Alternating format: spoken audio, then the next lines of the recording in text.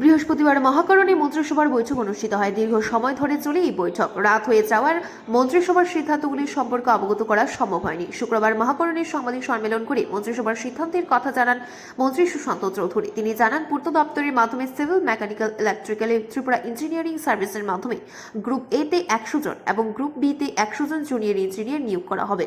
এর আগে গ্রুপ এ এবং গ্রুপ বি তে 200 জন জুনিয়র ইঞ্জিনিয়ার নিয়োগের সিদ্ধান্ত নেওয়া হয়েছিল। নতুন করে আরও 200 জন জুনিয়র ইঞ্জিনিয়ারকে নিয়োগের সিদ্ধান্তের ফলে মোট 400 জন জুনিয়র ইঞ্জিনিয়ার নিয়োগ করা হবে।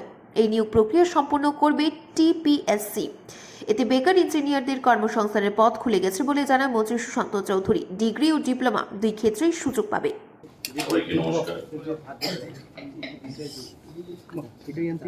গতকাল আমাদের ক্যাবিনেট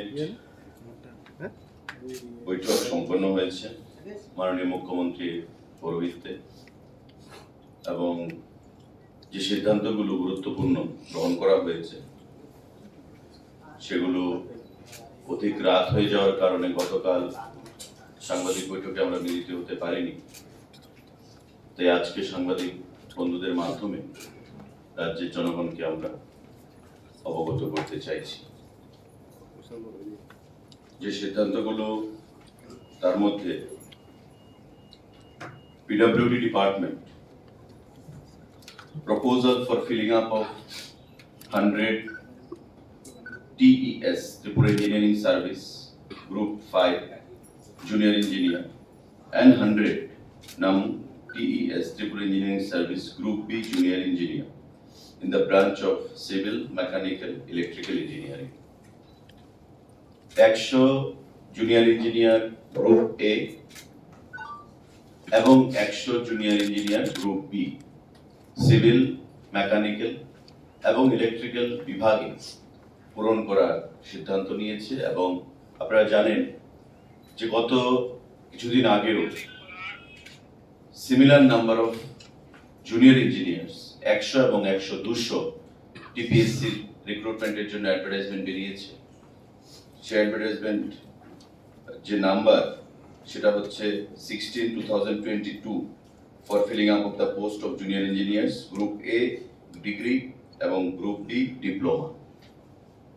ঠিক এই 200 মতো করে আরো 200 100 গ্রুপ A এবং 100 group B junior engineer filling আপের জন্য গতকাল ক্যাবিনেটে মঞ্জুরি দেওয়া হয়েছে। অর্থাৎ আগেরকার 200 এবং নতুন করে 200 400 জুনিয়র ইঞ্জিনিয়ার গ্রুপ A এবং গ্রুপ বি মিলিয়ে সেখানে টিপিএসসি নিয়োগ করতে চলেছে।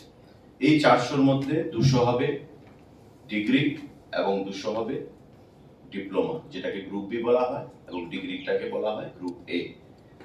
গতকাল ক্যাবিনেটে আরো 200 সেখানে সিদ্ধান্ত গ্রহণ করা হয়েছে।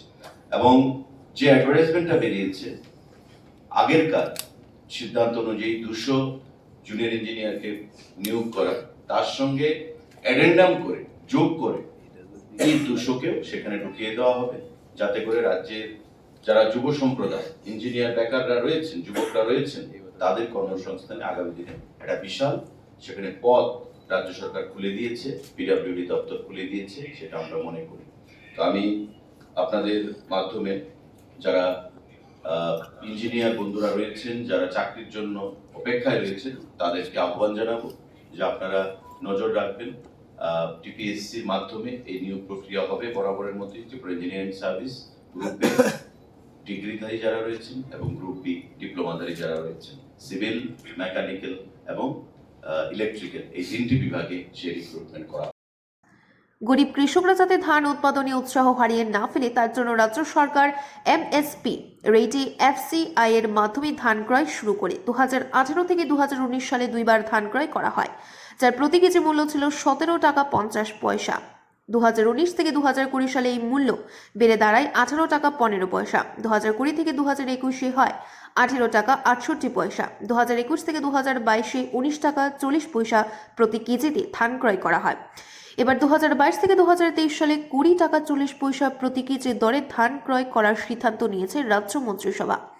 আগামী কিছুদিনের মধ্যে রাজ্য জুড়ে শুরু হবে ধান ক্রয় করার প্রক্রিয়া। এটা একটা যুগান্তকারী সিদ্ধান্ত বলে জানান মন্ত্রী সুশান্ত চৌধুরী। এখনো পর্যন্ত 1.31 লক্ষ মেট্রিক টন ধান কৃষকদের কাছ থেকে ক্রয় করা হচ্ছে। 243.99 কোটি টাকার ধান ক্রয় করেছে সরকার। এবার 35,000 মেট্রিক টন ধান ক্রয় করার লক্ষ্যমাত্রা নেওয়া হয়েছে বলে জানান মন্ত্রী সুশান্ত চৌধুরী। আমাদের ক্যাবিনেট সিদ্ধান্ত নিয়েছে যে রাজ্য সরকারের যারা কর্মচারী রয়েছেন গ্রুপ এ এবং গ্রুপ বি ক্যাটাগরিতে, তারা বহির্রাজ্যে, এতদিন আমরা কি দেখতাম যে তাদেরকে রেফার নিয়ে যেতে হতো ট্রিটমেন্টের জন্য, যে হাসপাতালগুলো এনলিস্টেড রয়েছে রাজ্য সরকার। এখন তাদেরকে রেফার না নিয়ে গেলেও চলবে, তারা যদি বাইরে ট্রিটমেন্ট করাতে যান, তারা এবং তাদের পরিবারের যারা সদস্যরা রয়েছেন, ছেলে মেয়ে স্ত্রী, তারা বাইরে গেলে রিইম্বার্সমেন্টের জন্য তারা এলিজিবল হবে। অর্থাৎ বাইরে গিয়ে যে চিকিৎসা পরিষেবা তারা গ্রহণ করবে রাজ্য সরকারের অনুমোদিত হাসপাতালগুলো থেকে, এসে তারা যদি বিল জমা করে সেই রিইম্বার্সমেন্ট বিল তারা সেটা পাবে। তাছাড়া সরকারি কাজে যদি কেউ বাইরে থাকে, গিয়ে অসুস্থতা বোধ করে এবং তারা যদি সেখানে চিকিৎসা পরিষেবা গ্রহণ করে, তখনও তারা এলিজিবল হবে ওই রিইম্বার্সমেন্ট পাওয়ার জন্য। এটা ক্যাবিনেট মঞ্জুরি দিয়েছে।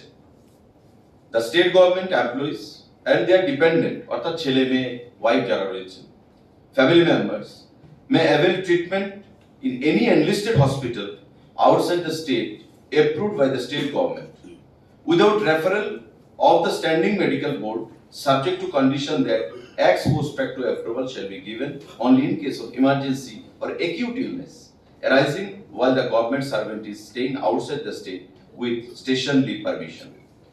In such a case, certificate stating the emergency status and ICD diagnosis has to be obtained from the treating hospital. If treatment is undertaken in any such hospital, reimbursement would be on CGHS state, Central Government Health Services যে রেটটা রয়েছে সেই রেটে তারা সেই reimbursement পেয়ে যাবে।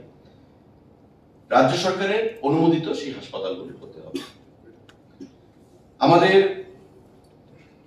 যারা রিটায়ার্ড এমপ্লয়িরা রয়েছেন, reimbursement of cost of medical expenses of pensioners and spouse referred by the Standing Medical Board, Government of Tripura, for treatment outside the state once in 5 years, subject to saving of rupees 50,000. আগে সেটা ছিল 15,000। যারা পেনশনার্সরা রয়েছে তারা 5 বছরে 15,000 টাকা পেত, এখন সেই টাকাটা 50,000 টাকা করা হয়েছে, সেটাকে বৃদ্ধি করা হয়েছে। আমাদের যারা, যেটা আমি বললাম তার আগে, গ্রুপ এ এবং গ্রুপ বি যারা কর্মচারীরা রয়েছে, তারা বাইরে ট্রিটমেন্টে গেলে যদি এনলিস্টেড সেই হসপিটালগুলো হয়, তারা রিইম্বার্সমেন্ট পাবে। That is applicable for group A and group B employees. Apart from that, আমাদের যারা গ্রুপ সি এবং গ্রুপ ডি কর্মচারীরা রয়েছে, তাদের যদি ক্যান্সার বা পেসমেকার, কার্ডিও রিলেটেড যে ম্যাটারগুলো রয়েছে, তার জন্য তারা রিইম্বার্সমেন্টের জন্য অ্যাপ্লিকেবল। ক্যান্সার এবং পেসমেকার, কার্ডিও, এই সংক্রান্ত যদি ডিজিজ হয়, সেই রিইম্বার্সমেন্ট তারা পাবে ওই সাবজেক্ট টু যেটা রাজ্য সরকার অনুমোদিত হাসপাতালগুলো রয়েছে। সাংবাদিক বন্ধুরা, আমাদের ত্রিপুরা ভবন গুয়াহাটি, কলকাতা এবং দিল্লিতে যারা রয়েছে, আপনারা জানেন রাজ্য সরকারের কর্মচারীরা সেখানে ত্রিপুরা ভবনে কাজ করে। ওই ত্রিপুরা ভবনের কর্মচারীরা গ্রুপ এ এবং গ্রুপ বি যারা রয়েছে, তারাও ওই ক্যাটাগরিতে আসবে যে রিইম্বার্সমেন্ট ফ্যাসিলিটি, আর গ্রুপ সি গ্রুপ বি তাদের একটা মেডিকেল অ্যালাউন্স তাদেরকে প্রদান করা হয়। সুতরাং রাজ্যের কর্মচারীদেরকে আমরা অভিনন্দন জানাই এবং রাজ্য সরকার মাননীয় মুখ্যমন্ত্রীর পৌরোহিত্যে গতকালের ক্যাবিনেট বৈঠকে এই গুরুত্বপূর্ণ সিদ্ধান্ত গ্রহণ করেছে।